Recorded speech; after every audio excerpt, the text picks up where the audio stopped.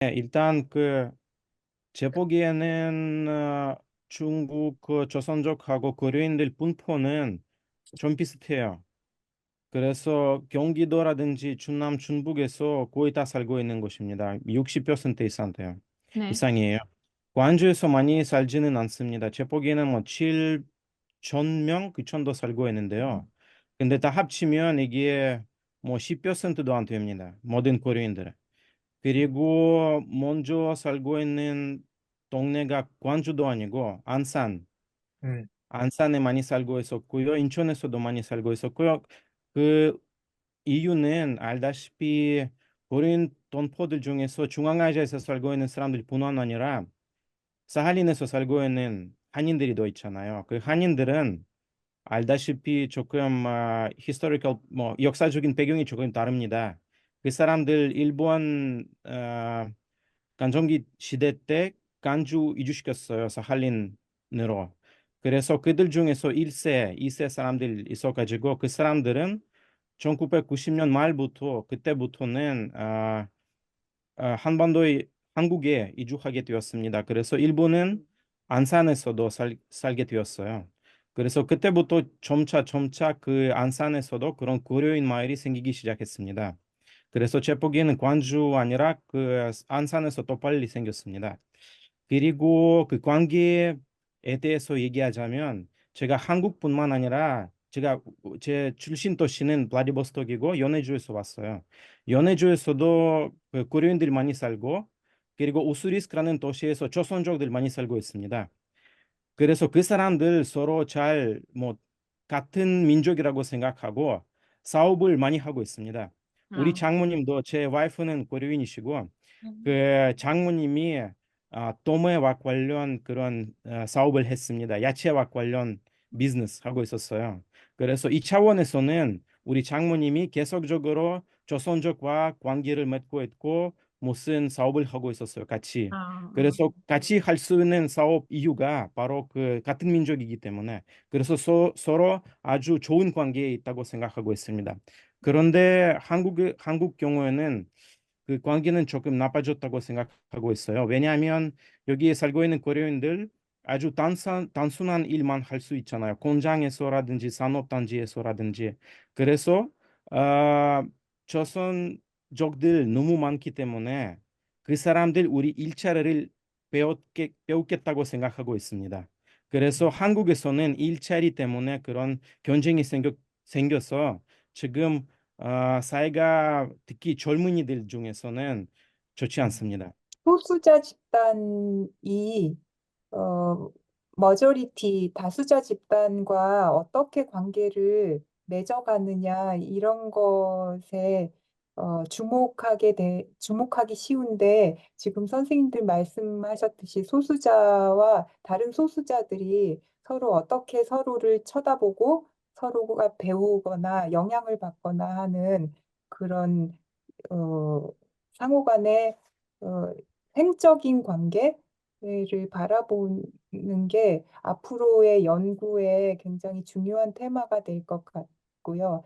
저는 제1조선인에 대해서 썼기 때문에 제1조선인 사례를 좀 보자면 일본 사회의 마이너리티, 예를 들어서 오키나와인이라든지 아이누라든지 여러 마이너리티 집단들이 있는데 이 집단들 속에서 제일 조선인들이 경쟁도 하지만 일자리를 놓고 경쟁도 하지만 서로 상호 간의 관계를 맺으면서 협력도 하고 하는 그런 횡적인 그런 관계들을 계속 지속적으로 맺어왔다는 그런 역사가 있거든요. 그래서 어, 한국에서도 고려인과 조선족들 음, 간의 음. 그런 옆으로 이어지는 관계 이런 것들을 꾸준히 살펴보는 것이 굉장히 중요하다고 생각을 합니다. 고려인들 중에서 근데 중국 조선족들 경우에는 여기 한국에 오기 시작한 지 꽤 되었는데 고려인 경우는 그렇지 않습니다.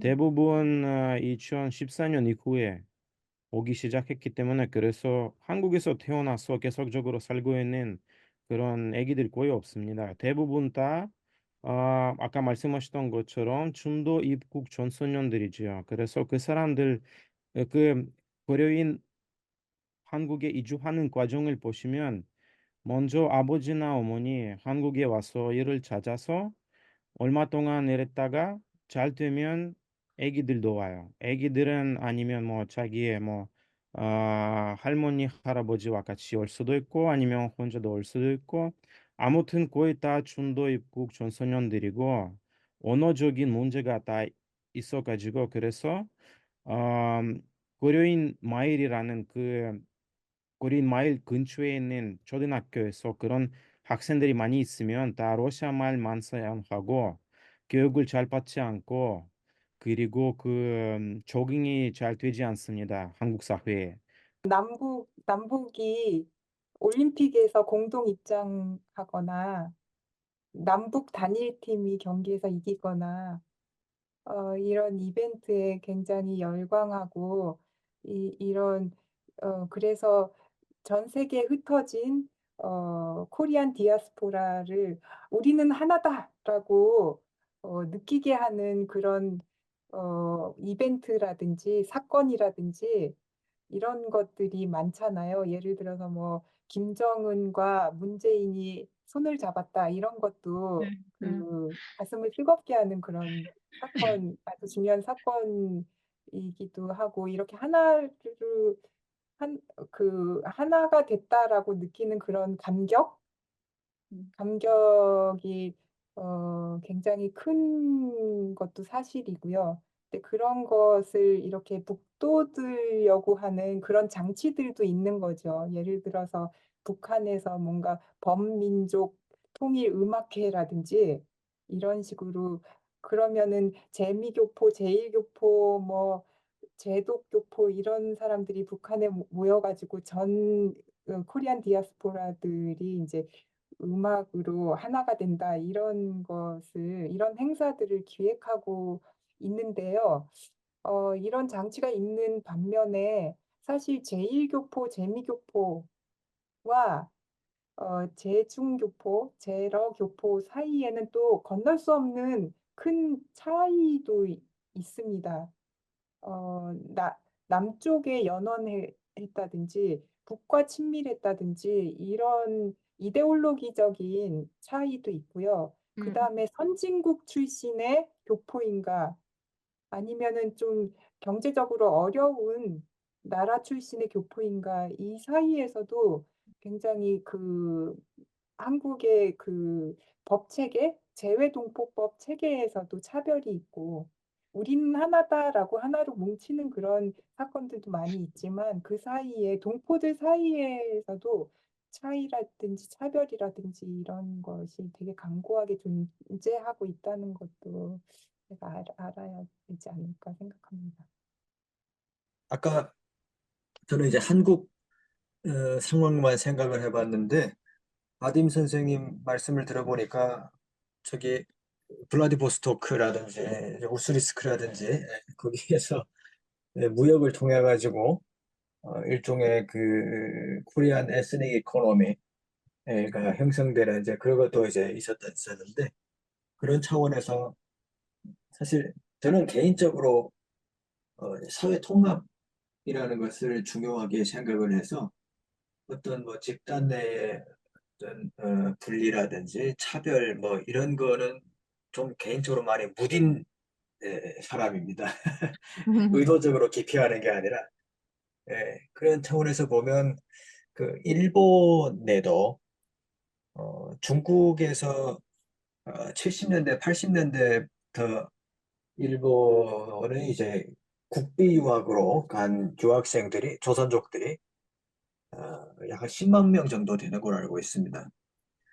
그런데 이제 이 사람들이 거기에서 이 자이니치들 거기에 저기 총련계뿐만 아니라 이제 뭐 민단계에 계시는 분들과 다 매우 적극적인 교류 활동을 또 하고 있고 서로 이제 시너지를 불어주는 그런 행사들을 이제 많이 하고 있고 또 그 플랫폼을 통해서 92년 한중수교 때 많은 이 한국의 지식인들이 일본을 방문을 해서 또 그 플랫폼으로 또 이제 중국과의 어떤 지식 교류를 했던 측면들이 이제 있습니다.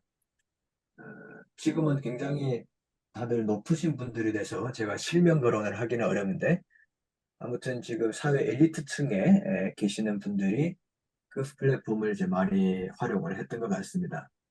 그런 차원에서는 뭐 사실 뭐 어떤 배제나 차별 이런 부분뿐 아니라 어떤 아시아 또는 동북아시아의 평화, 공존 이런 차원에서 사실 이 민족성이라는 것이 적극적으로 활용이 돼서 어, 도움을 줄 필요가 있다라는 이야기를 좀 드리고 싶습니다. 왜냐하면 이게 우리가 사실 피해자 민족주의에서 출발을 하면 우리 민족이라는 것이 매우 중요하다라고 생각할 수 있겠지만 저희가 잘은 모릅니다만 말입니다.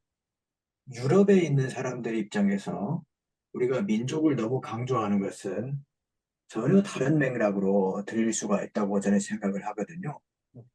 여기는 이제 시티즌이라는 것이 매우 중요한데 우리는 에스닉을 엄청나게 강조를 하는 것은 전혀 다른 오해를 불러일으킬 수가 있어서 저는 그런 측면에서 이 코리안 아이덴티티 또는 코리안 어떤 에스니시티라는 것이 어떤 차원에서 공감대를 형성하느냐라는 측면에 대해서 말씀을 드리면 어떤 세계 평화 또는 세계적인 어떤 코스모폴리타니즘 이런 것의 어떤 이상향을 만들어가는 과정에 있어서는 특히 지금 젊은 이 코리안들이 매우 적극적인 이런 공감대를 형성하고 있는 게 아닌가 라는 그런 어떤 그런 발견을 한 것 같습니다. 아마 이제 그 어떤 말씀이신 것 같냐면 이제 되게 남북 사이에 지금 사실 군사 대립이 심하지 않습니까? 그리고 한국과 중국의 관계도 굉장히 복잡합니다. 지정학적인 지오폴리티컬 부분까지 개입이 돼서 그래서 이런 대립이나 긴장을 그러니까 중국, 북한, 한국에서 사는 이제 코리안들의 그런 공감대를 통해서 완화시킬 수 없을까? 아마 이제 그런 모색이 아닌가 뭐 그렇게 생각해 볼 수는 있는데 문제는 이 뭐라 그래 할까 에스닉 솔리더리티만 가지고 완화시키기 어려운 그런 성격이 긴장인 것 같기도 하고 또 에스닉 솔리더리티는 예를 들어서는 그런 부분도 좀 있어요. 한국에서 사는 비코리안계 외국인 노동자들이 조선족 노동자나 이제 고려인 노동자에 대해서 이제 다소 특권적이라고 그런 시각도 있어 프리빌리지드. 왜냐하면은 비코리안계 노동자 같은 경우에는 사실 거의 눌러 앉아서 세틀 다운 될 수가 없기 때문이죠.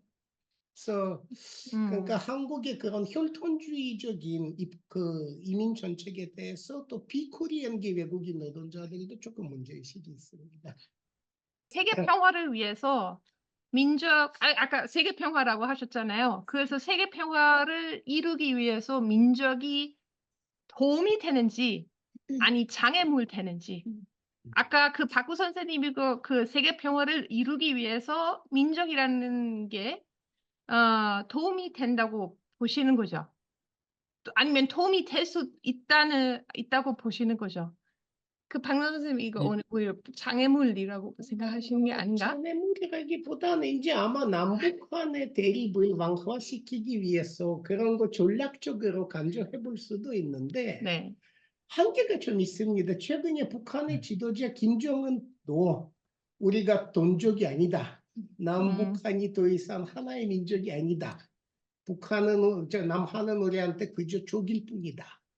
뭐 이렇게 얘기했지 않습니까? 그러니까 지금 우리가 또 저는 우리라고 할 때 이제 남한 사람 입장에서 하는 거죠. 우리가 북한에는 오로지 동족이라고 호소할 때 더 이상 들어주지는 않습니다.